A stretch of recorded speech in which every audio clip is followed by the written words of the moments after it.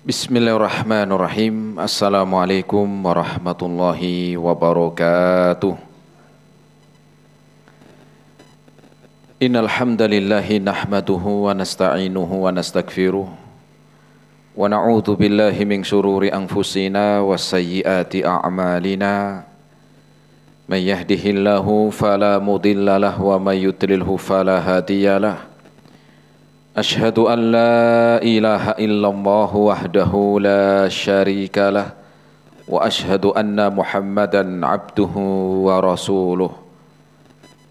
Ma'asyiral muslimin, jamaah bapak-bapak dan ibu-ibu, ikhwan wal akhwat rahimani Allah wa iyyakum jami'an. Alhamdulillah, kita bersyukur kepada Allah Subhanahu wa taala di kesempatan siang hari ini. Kita masih diberikan kesehatan, taufik dan hidayahnya. Semoga amal ibadah kita Allah Subhanahu wa ta'ala menerimanya. Dan semoga ilmu yang kita dapatkan bisa kita amalkan sebagai bekal untuk menghadap kepada Allahu Rabbul Alamin. Kemudian salawat dan salam kita sampaikan kepada Nabiullah Nabi Muhammad sallallahu alaihi wasallam beserta keluarganya, para sahabatnya dan umatnya sampai hari kiamat nanti. Jamaah rahimani Allah wa iyyakum jami'an.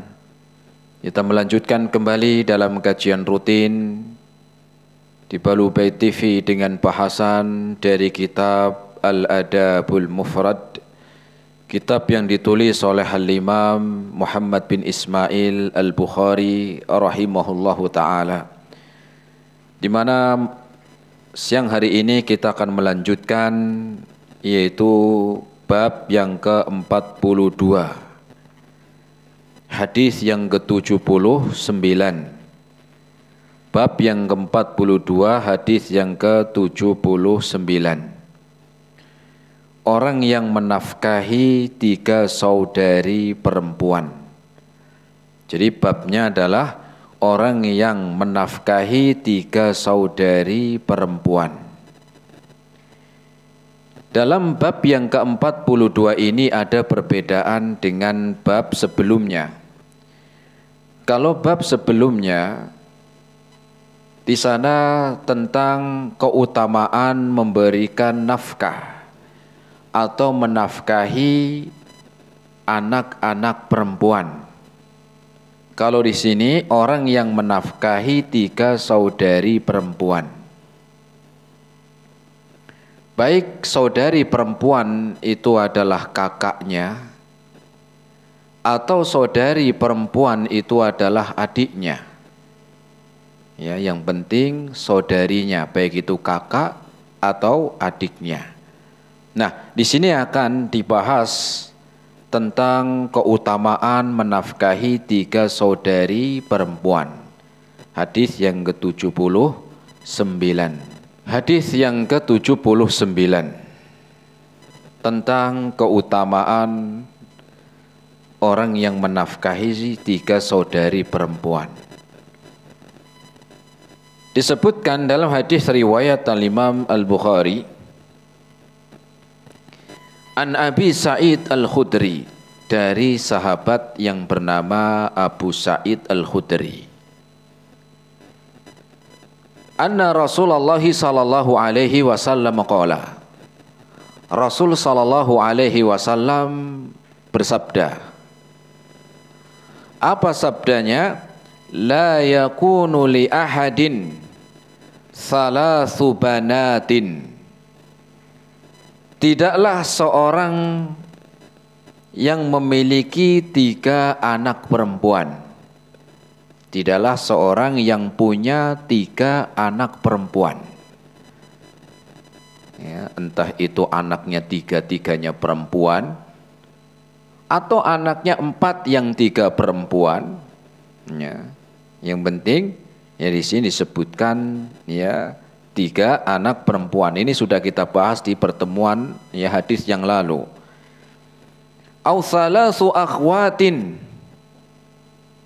atau seorang yang memiliki 3 saudari perempuan. Karena mungkin ada orang yang anaknya itu ya nggak ada 3 perempuan, mungkin cuman 2 atau mungkin 1 atau mungkin laki-laki. Sehingga di sini hadis ini tidak hanya untuk anak-anak perempuan saja, tetapi disebutkan awsalasu akhwatin, atau tidaklah seorang yang memiliki 3 saudari perempuan. Jadi apa? Ya, punya saudari perempuan 3. Mau itu kakaknya, entah itu adiknya, ya. Fayuhsinu ilaihinna, kemudian dia berbuat baik. Dia berbuat baik kepada siapa? Kepada saudari-saudari perempuannya. Ya. Atau mungkin dia juga perempuan punya saudari perempuan juga 3 misalnya, gak apa-apa. Yang penting di sini disebutkan 3 perempuan. Fayuhsinu ilaihinna, dan dia berbuat baik kepada mereka. Ini biasanya laki-laki. Nah, ya. Illa dakhalal jannata, ya. Rasul mengatakan pasti dia masuk surga. Pasti dia masuk surga. Illa dakhalal jannata, kecuali dia akan masuk surga. Tidaklah seorang yang memiliki 3 anak perempuan atau 3 saudari perempuan kemudian berbuat baik kepada mereka, kecuali baginya adalah surga. Naam, hadis riwayat al-Imam Al-Bukhari. Jamaah rahimani Allah wa iyyakum jami'an. Ada beberapa faidah yang bisa kita ambil dari hadis yang ke-79 ini, bab yang ke-42, yaitu bahwa banyak jalan untuk berbuat kebaikan. Ini yang pertama. Banyak jalan untuk melakukan kebaikan kepada orang-orang dekat kita. Seandainya nggak punya anak perempuan 3, oh ternyata dikasih kesempatan lain, punya saudari perempuan.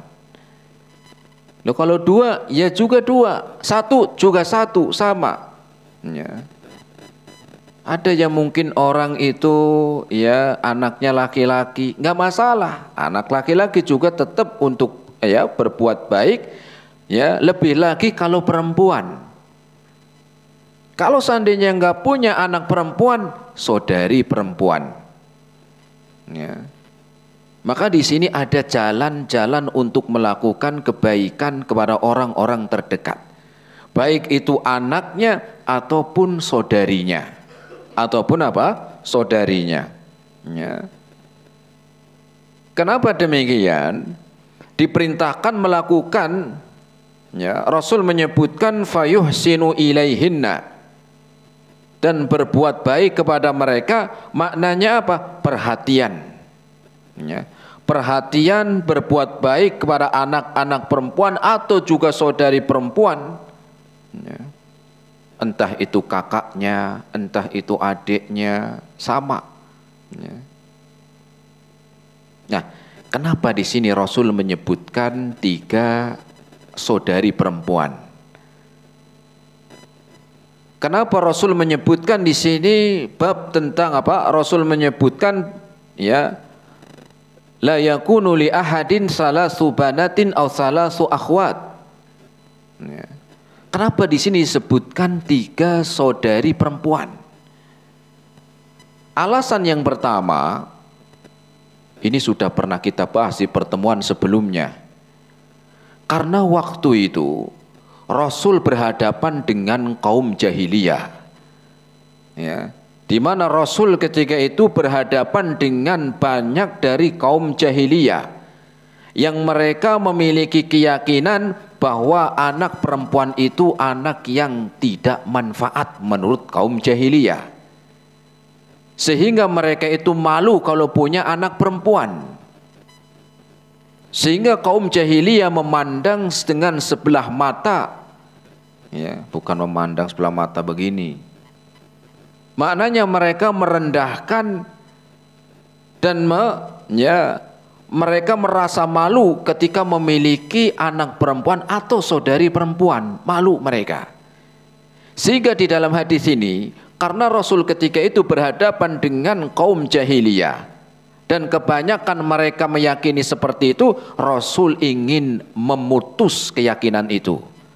Rasul ingin membatalkan keyakinan kaum jahiliyah di mana mereka memandang para wanita itu dengan tidak memiliki keutamaan, dan Rasul menyampaikan demikian untuk memutus. La yakunu li ahadin salasu banatin aw salasu akhwat. Tidaklah seorang yang punya 3 anak perempuan atau saudari perempuan. Ini menunjukkan ada keutamaan, ada keutamaan. Kemudian alasan yang kedua, kenapa Rasul menyebutkan dalam hadis ini tentang keutamaan seorang yang memiliki anak-anak perempuan atau saudari-saudari perempuan dan berbuat baik kepada mereka, karena seringkali disebutkan karena memang wanita itu memiliki keterbatasan dibandingkan dengan laki-laki. Saya ulangi, kenapa Rasul menyebutkan dalam hadis ini keutamaan anak perempuan atau saudari perempuan? Yang pertama, karena kaum jahiliyah berpandangan bahwa anak perempuan itu tidak memiliki keutamaan. Mereka merendahkan. Nah, Rasul ingin memutus, sehingga disebutkan dalam hadis ini keutamaan wanita. Yang keduanya, karena memang secara fisik perempuan itu atau wanita itu berbeda dengan laki-laki. Berbeda dengan laki-laki. Dan ini Allah sudah sebutkan dalam Al-Quran, yaitu di dalam Al-Quran surat Al-Imran ayat yang ke-36. Surat apa? Al-Imran ayat 36. Allah subhanahu wa ta'ala berfirman, walaysa dzakaru kal untha. Dan laki-laki itu tidak sama dengan perempuan. Laki-laki itu tidak sama dengan wanita. Allah yang menyebutkan demikian. Tidak sama dari segi apa? Ya banyak. Dari segi tenaga, perempuan lebih lebih lemah. Ya mungkin ada yang perempuan tuh badannya badannya karena suka ngangkat barbel tapi kan umumnya kita nggak melihat 1-2 orang, tetapi umumnya Allah ciptakan berbeda.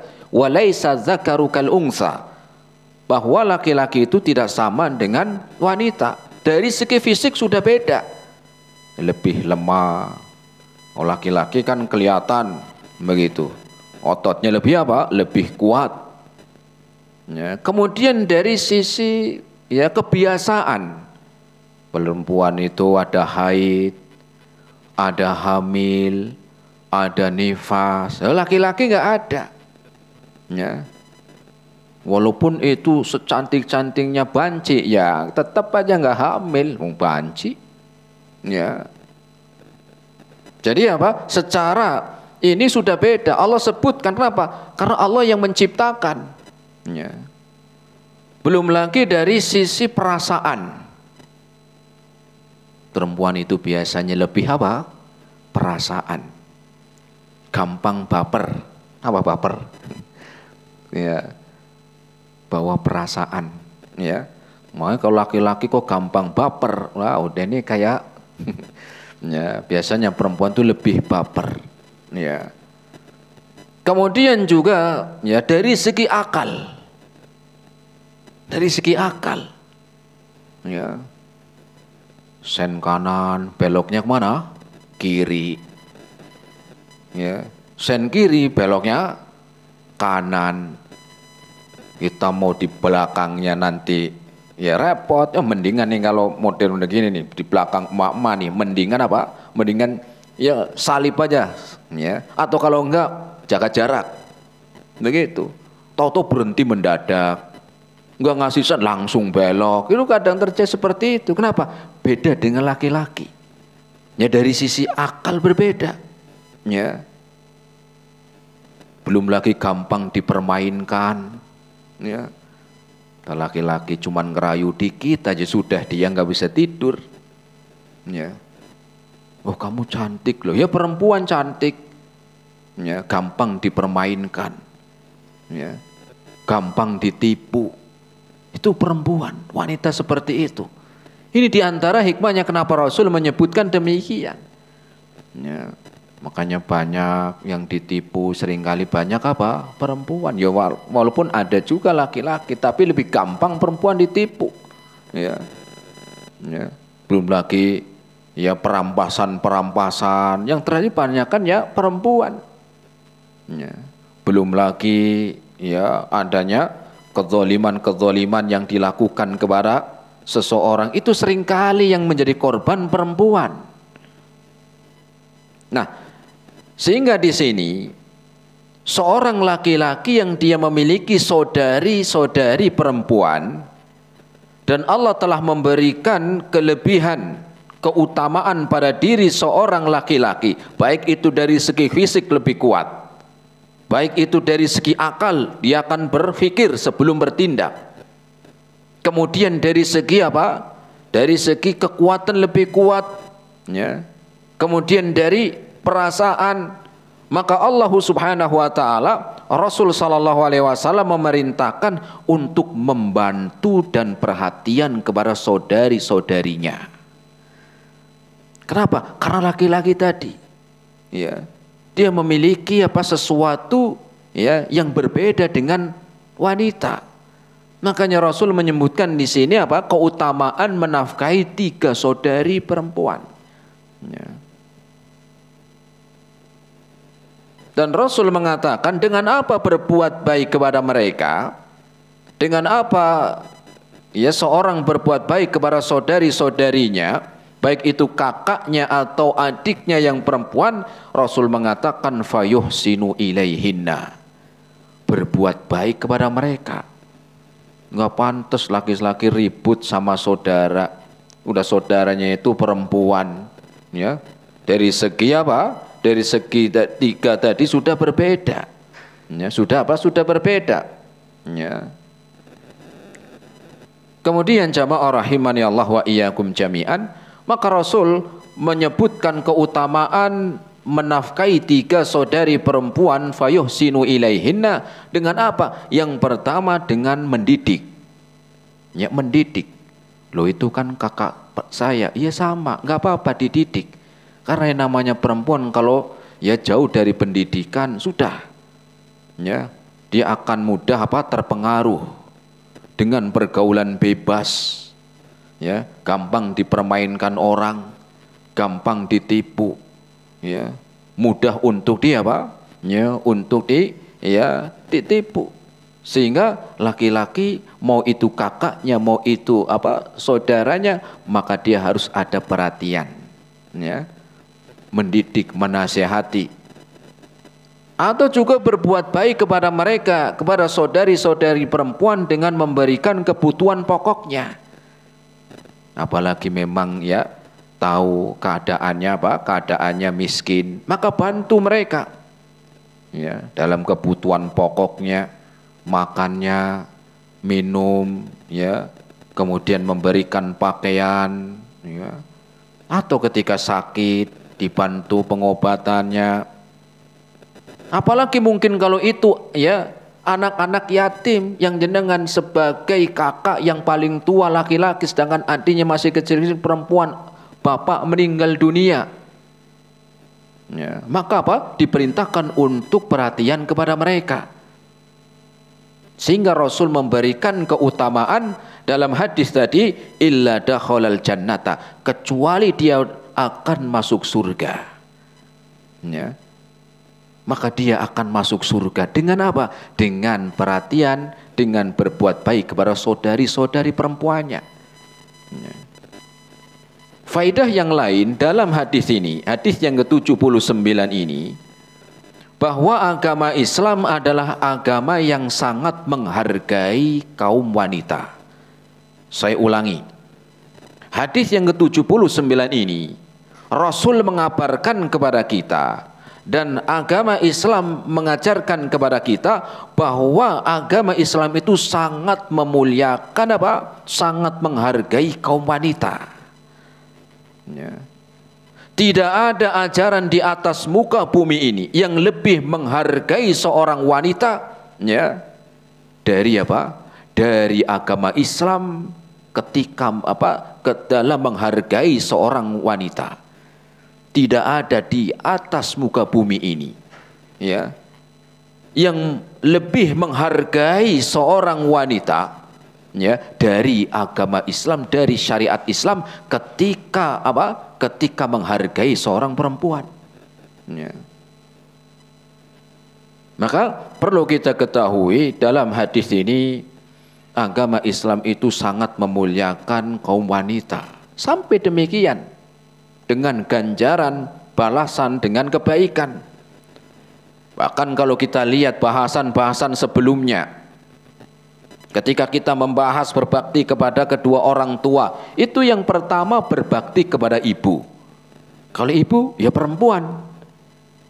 Ya, ada berbakti khusus kepada ibu, kemudian bapak. Bahkan Rasul menyebutkan ibu itu sampai 3 kali.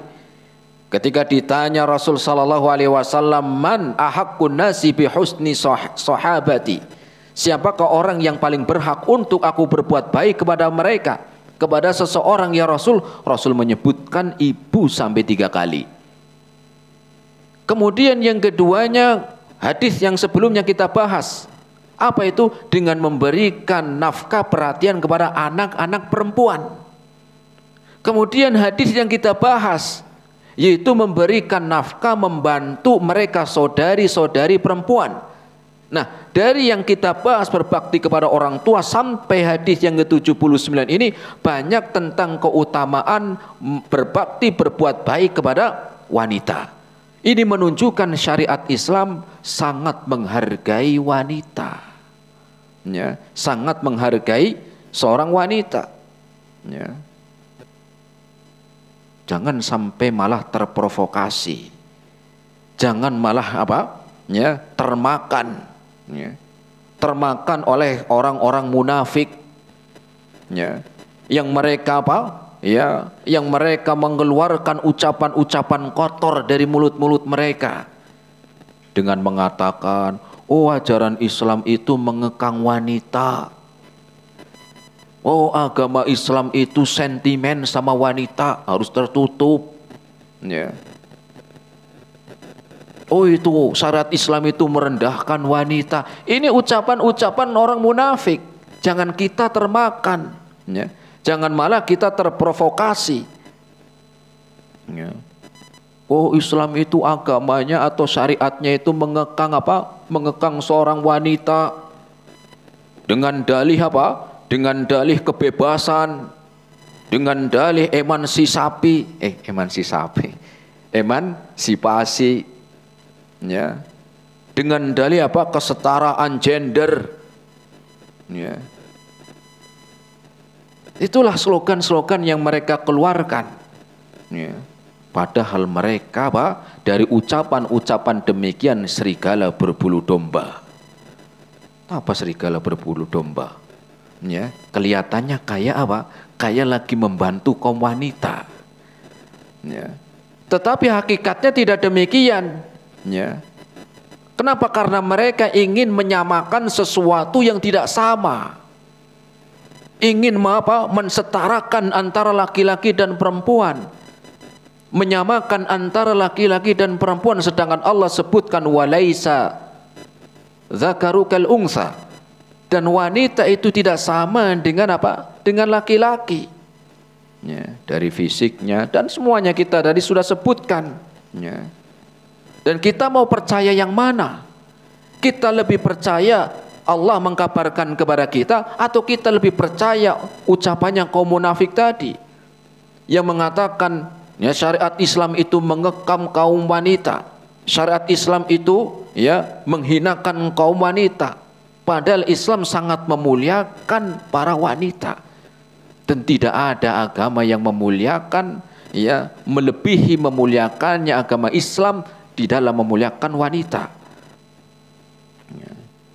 Sehingga perlu kita ketahui tentang apa? Tentang mereka orang-orang yang ingin merusak. Ya. Karena Allah lebih tahu. Allah lebih tahu. Allah yang menciptakan. Allah yang menciptakan manusia dan Allah juga lebih tahu.